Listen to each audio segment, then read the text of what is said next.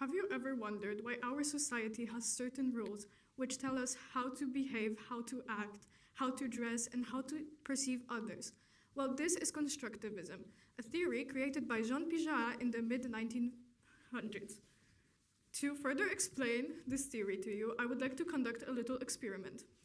Imagine a businessman.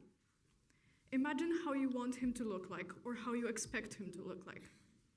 Who here imagined a man wearing a suit with slick hair and holding something important like a briefcase or some files, just like this man right here? Can you please raise your hand? Thank you. Now imagine a mother. Just like last time, how do you expect her to look like? Who here imagined a person similar to this mother right here? Also raise your hand. Thank you. What you just saw is constructivism. We are surrounded by ideas of how both we are supposed to look and how others are supposed to look like. They appear in ads, TV shows, and even in our daily life, like, let's say, social media. And they actually change the way we act. For some people, like teenagers and adults, they may listen to these constructs more. They may be scared to show who they actually are. But there were some people who decided to break these constructs and not let them define who they are.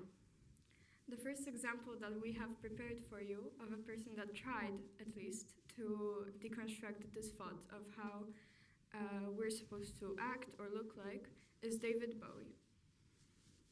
You have all probably heard of David Bowie, and if not, he was a very popular rock star in the 70s, known for his bright red hair and iconic arrow look.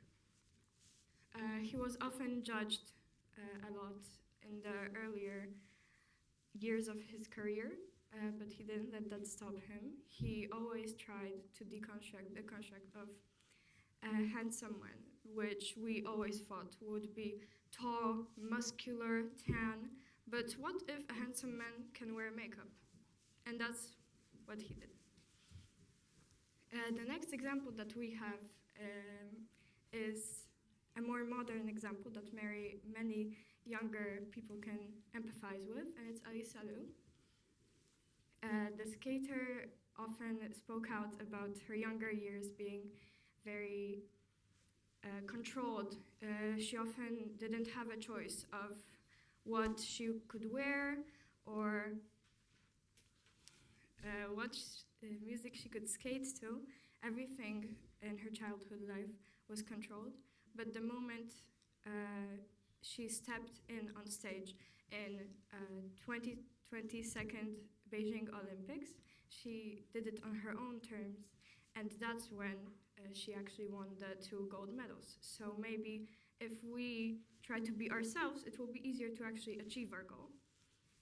And then the last example, it's more of a society than a person. It's the punk society, known for their very extravagant hair or makeup and even clothes. They always fought society's rules. They had different beliefs.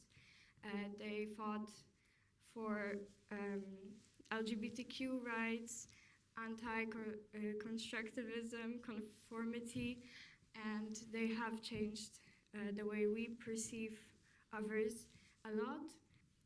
They just came in and did it, but you can do it a bit more slowly. Of course, today we're not telling you that you have to change. Be yourself, that is what is our message. Here, constructivism is that everybody follows one route. We want to tell you that you shouldn't follow this route. You shouldn't be scared to show who you actually are, to show your personality through fashion or even makeup. If you're afraid to do it, you can do it a bit more slowly, step by step.